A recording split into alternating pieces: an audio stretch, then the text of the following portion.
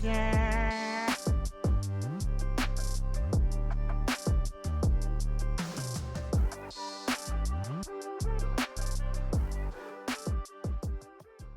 morning, everyone.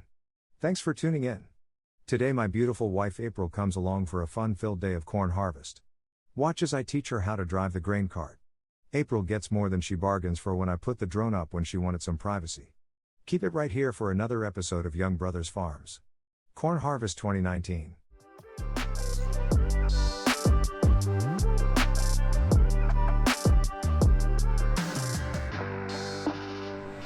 Alright, here we are opening up the Myers place. We're going to follow the combine back in this little 8-row area so that he can dump a little bit, get us over to the other farm so we can bring the semis into the field.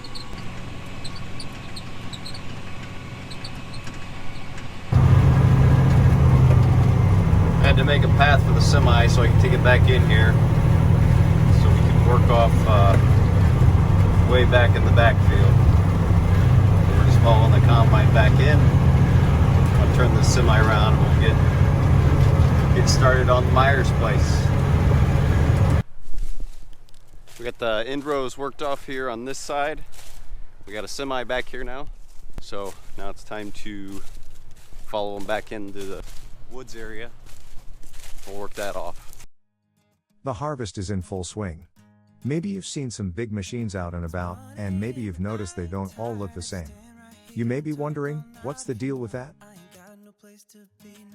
The biggest difference between modern combines, other than the color or brand, is what header they have on. Here in Indiana, our two biggest crops are corn and soybeans. Since these plants grow differently, it takes different equipment to harvest them in the fall. Luckily, there is one master piece of equipment, the combine, that can harvest both crops.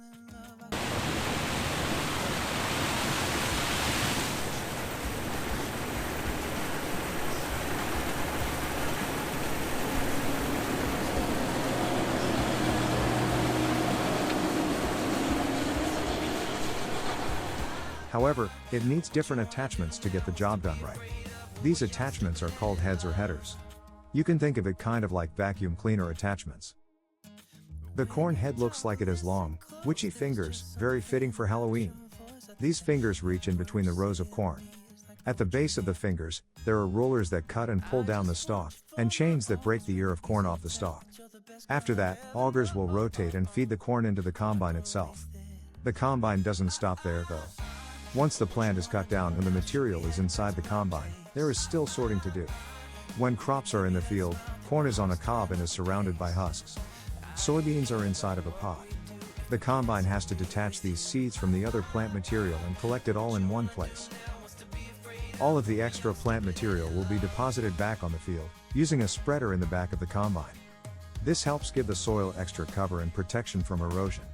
This also helps put some nutrients back into the soil from the organic matter of the plant material.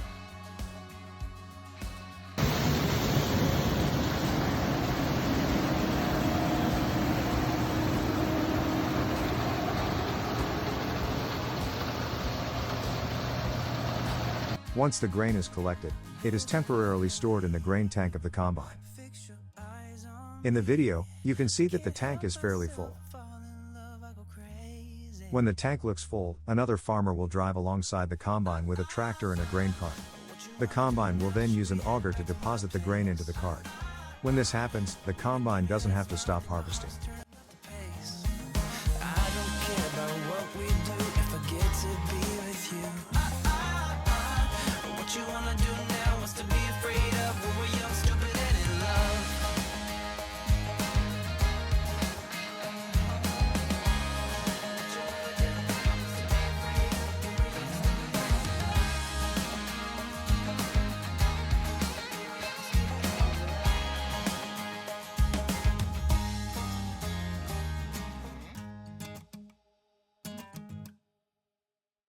Instead, the grain cart driver can go back and forth between a larger semi-truck and the combine to collect and deposit the grain.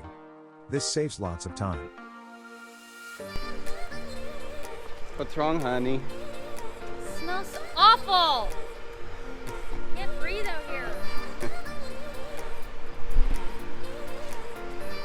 somebody's spreading chicken crap all over the place, and Smells She way li- worse she- than chicken crap. she likes the smell. It's like every breath I take, it's nasty.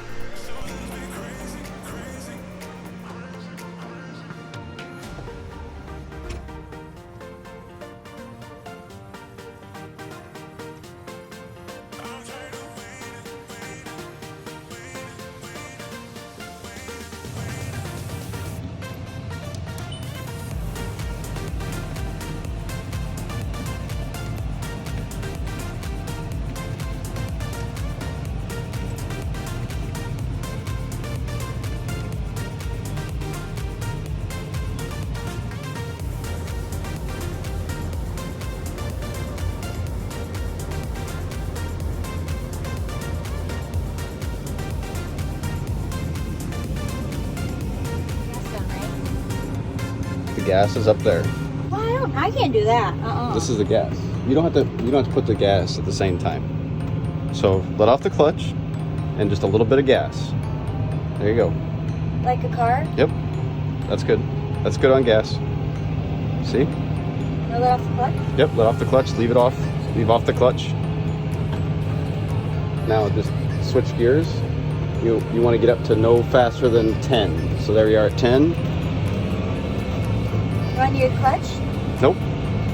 To switch gears, you don't have to do anything. You just push the button up or down. So you just use the clutch to go? Yep. Oh. Clutch to go and then to stop. You put it in to put the brake in? You put it in to make sure the tractor doesn't move anymore. I don't know. So he's going to come around and now hit it up one. Hit the rabbit one more. There you go. Now you're in 11th gear. Are we going to him? He's going to come back down this way. Oh, so I need to go over more? So yeah, get over more and then we'll make a U-turn. I can make a U-turn? We'll make a U-turn and pull up next to that. Okay. So I should get over a lot? Yeah, that's what you're doing is fine.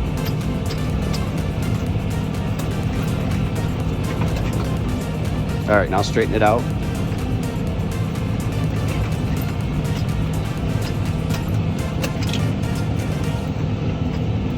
Now go down? Yep, slow down a little bit. Pull back on the throttle a little bit.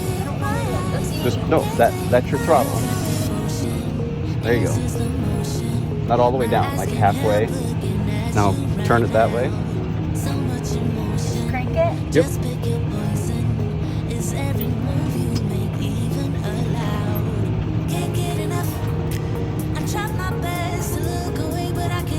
So I should do this and then push the rabbit? 9 or 10. Do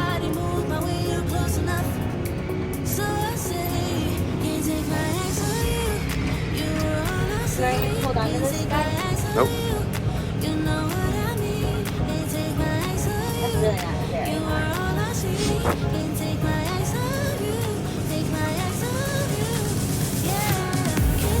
Now your auger's not out. Because I put it in because we're getting close to the trees. Oh, So, it sticks up that way, right? yeah, pull this back. Pull it back? Yep. Is it good? Nope, it keeps coming, yep.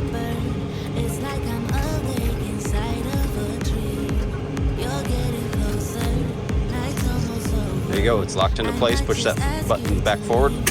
There you go. No, go slower. Straighten yourself out.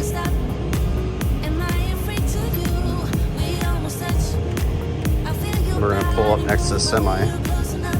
So slow it down a little bit. It didn't work? You can put it in neutral by pushing this button right here. No, top button. There you go. Yep. It's not gonna do anything because it's in neutral. It says over there.